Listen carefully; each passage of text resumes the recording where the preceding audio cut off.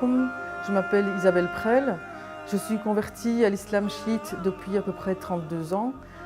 J'ai choisi comme prénom qui m'inspire dans mon parcours spirituel Soumeya.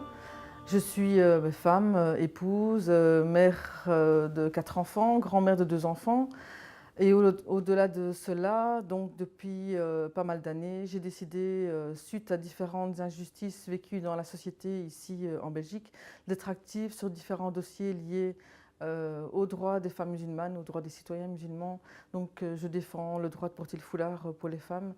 J'ai été vice-présidente dans le Conseil des musulmans de Belgique pour que les musulmans aient les mêmes droits que les autres religions à être reconnus et à pouvoir être visibles dans la sphère publique. Je suis active sur différentes causes liées à l'injustice et l'oppression israélienne, à celle de l'Arabie saoudite, avec toutes les conséquences qu'on connaît en Syrie, au Yémen et autres. Et je suis fort impliquée aussi dans tout ce qui est dialogue interreligieux, rencontres, pour lutter contre les préjugés et permettre de défendre le vivre ensemble entre les différentes cultures et croyances. Puis-je connaître votre point de vue sur l'islam avant votre conversion? Avant ma conversion, comme beaucoup de personnes, j'avais énormément de préjugés puisque les images qu'on véhicule au sujet de l'islam enferment souvent les musulmans dans une posture barbare liée à la période des croisades. Et donc, je souffrais également donc, de cette diabolisation des musulmans avant d'être musulmane. D'accord. Et puis-je connaître l'histoire de votre conversion? Comment s'est-il passé? Donc il faut savoir que je suis issue d'une famille de tradition ou de culture chrétienne. Alors je dis tradition, culture parce que bon, il y a une forme d'héritage qui est transmis de parents aux enfants. Toute ma famille a été éduquée dans les principes du christianisme. Mais d'un côté, mes parents ont clairement pris conscience de la manipulation de la religion pour asseoir le pouvoir des hommes. Et donc ils ont perdu confiance dans les institutions chrétiennes. Et donc j'ai grandi avec cette remise en question.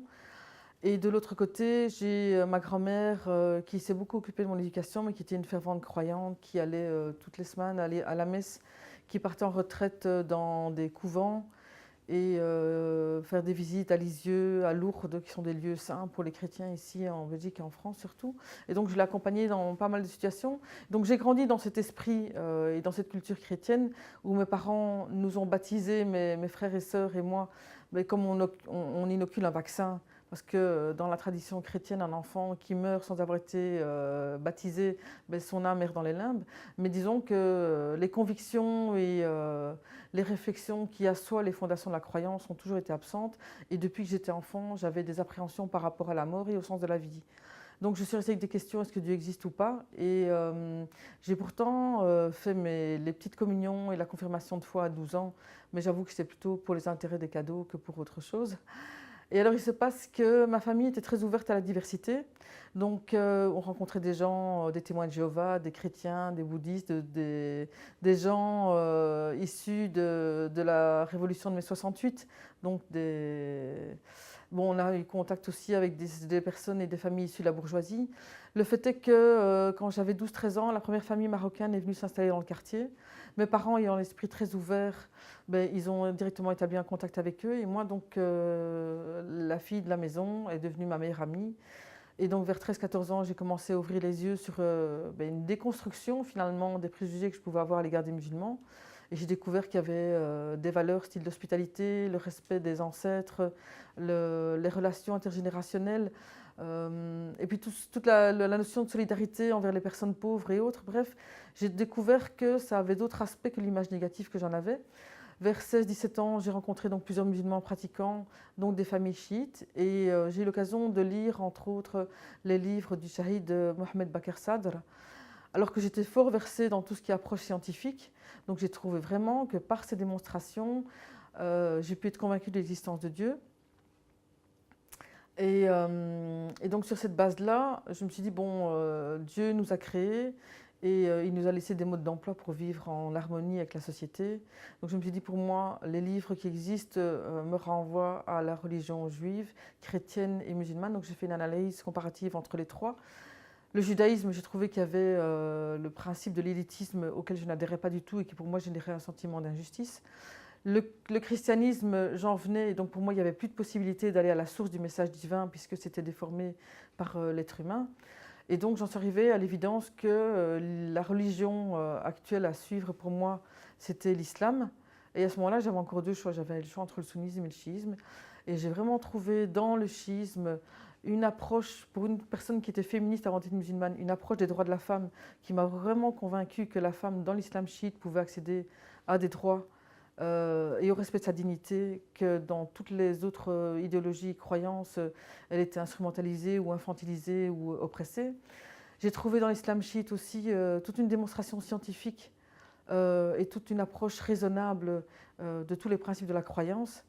Et donc ça m'a vraiment mis en évidence que, en plus, la meilleure manière d'être dans l'authenticité du message islamique, c'était à travers la famille du prophète, qui étaient donc des gens purifiés et qui nous permettaient d'avoir un accès garanti à l'essence divine du message musulman, avec toutes les valeurs d'éthique, de bon comportement et d'éducation de soi et de l'âme qui nous permettent de vivre en harmonie avec tous les autres. Mais c'est un peu mitigé. Donc mes parents nous ayant éduqués dans le principe d'ouverture et du respect des choix, quoi qu'ils aient des appréhensions parce qu'eux-mêmes étaient victimes de préjugés à l'égard de l'islam et avaient des craintes par rapport à cette tradition arabo-musulmane, ils ont respecté mes choix malgré qu'ils avaient leurs craintes. J'ai gardé quelques temps de contact avec certaines amies, mais dans la réalité des choses, quoique la relation familiale et la relation avec les amis puissent être maintenues, je me suis sentie quand même en décalage de centre d'intérêt par rapport aux grandes questions de la vie. Et donc j'ai gardé des relations avec certaines personnes de mon côté, mais c'est vrai que de l'autre côté, dans la société au sens large, c'est vrai qu'à partir du moment où on pose le choix de devenir musulman, je me suis rendu compte que je pensais qu'on vivait dans des états de droit et de liberté. Et j'ai dû admettre que finalement, quand on pose le choix qui ne représente pas la norme majoritaire de la société, on est confronté d'abord dans certaines relations de connaissances, il y a quand même une fermeture qui s'opère et donc je me suis retrouvée un peu en posture bancale. Mais au niveau de la société, le fait de poser le choix de devenir musulmane et de l'être visiblement par le port du foulard, ça m'a clairement fermé beaucoup de portes à l'accès à des formations et à l'accès à des emplois. Mais en tout cas, je pense qu'à deux niveaux, j'ai été confrontée à des dysfonctionnements par rapport aux principes de la société dans laquelle je vis. Alors je vais aborder la réponse sur deux aspects. Le premier aspect, donc, c'est que c'est clair qu'au niveau de la société, donc, comme je vous l'ai dit, je pensais que je vivais dans un état de droit qui garantissait les libertés fondamentales des citoyens et des individus. Et là, je me suis rendu compte que la société belge, en l'occurrence, clairement refuse d'intégrer et d'accorder le droit égalitaire aux femmes de manière générale. Parce qu'on voit clairement dans la vie de tous les jours, moi qui suis féministe d'origine, enfin depuis très longtemps, je me rends compte que la femme continue à être discriminée, à être utilisée sur le marché de l'emploi où on instrumentalise son corps, où on profite d'elle pour avoir une main-d'œuvre bon marché, puisque les femmes doivent travailler encore à l'heure actuelle 13 mois pour avoir le salaire de 12 mois d'un homme ici en Belgique. Donc déjà, il y a ce constat-là qui est là, mais en plus, si je cumule la visibilité de ma croyance musulmane par le fait que je porte le foulard, j'ai clairement, dans le cadre de recherche de formation, on m'a interdit de formation parce que je portais le foulard. Il y a une formation à laquelle j'ai pu accéder, mais parce que j'avais une possibilité d'embauche. Quand j'ai perdu cette possibilité d'embauche, ils ont mis un terme à la formation en disant « ce n'est pas rentable de vous former » et donc on arrête la formation. Quand j'ai cherché des emplois, régulièrement, les réponses que j'ai eues, vous avez toutes les compétences nécessaires, mais les usagers ne pourront pas s'identifier à ce que vous êtes et à ce que vous affichez, puisqu'on estime qu'on porte un foulard, enfin comme un drapeau ici, ou comme une idéologie politique qu'on revendique. Et donc, clairement, au niveau de la recherche d'emploi, j'ai été confrontée à des refus de boulot aussi, parce que j'avais le foulard. Alors, je disais que je mets ça sur deux niveaux, parce que je me suis rendu compte aussi que quand je suis devenue musulmane, j'ai trouvé que l'islam m'accordait des droits fondamentaux qu'aucune institution ou qu'aucune structure d'État ne me permet d'investir de la sorte. Donc en islam, j'ai le droit de travailler ou de ne pas travailler si je veux, si j'allaite mes enfants ou si je m'occupe d'eux à la maison ou si je décide par exemple d'être une mère au foyer, j'ai droit à une rémunération. S'il y a un héritage dans la famille, l'homme toute la partie qu'il aura, il va devoir l'investir dans la famille, tandis que moi, si je touche quelque chose par un héritage ou si j'ai un boulot que je suis payée, je peux tout garder pour moi. Plus à travers les modèles de Fatem Zahra, de Zeynep, que la paix soit sur elle, j'ai vraiment vu des modèles de femmes impliquées dans la société, qui prennent des discours politiques devant des assemblées masculines, donc vraiment des postures de femmes révolutionnaires qui prennent position pour défendre le droit contre l'injustice. Et ce sont des modèles qui m'ont vraiment inspirée. Mais je me suis rendu compte aussi que dans la société musulmane, c'est un idéal, c'est une théorie qui est là et que Dieu a mis en évidence et que la famille du prophète, que la paix soit sur eux, nous ont clairement démontré. Mais dans la réalité, les us et coutumes, les pratiques machistes prédominent même dans la société musulmane. Et donc je me suis rendu compte qu'à 2 niveaux, il y avait un combat de femmes à faire pour réinvestir ses droits en tant que femme musulmane. Donc j'ai mis sur pied donc, différentes actions et je suis coordinatrice d'une association de femmes musulmanes chiites francophones où on travaille sur la réappropriation de notre identité de femme à travers la lecture islamique chiite et les modèles de Fatem Zahra et de Zeynep. Donc on fait des recherches, des rencontres pour étudier les différents thèmes et se réapproprier notre identité parce qu'on estime que quand on est victime d'une injustice, c'est souvent la méconnaissance de nos droits qui nous amène à la voie de l'injustice et que c'est par le droit et par l'islam qu'on doit revendiquer nos droits.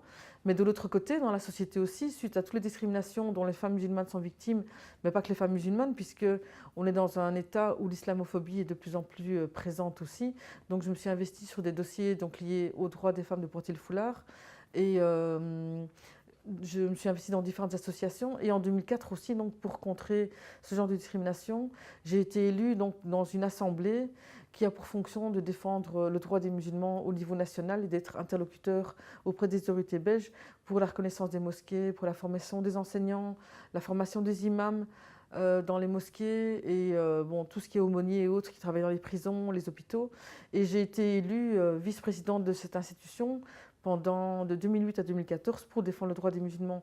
Donc vraiment, mes activités, donc outre le frein que j'ai eu au niveau de la recherche d'emploi, j'ai réinvesti mes compétences et mon expérience au service du droit des femmes, au sens large du terme, mais et des musulmans aussi dans les différents niveaux de la société où il y a des combats.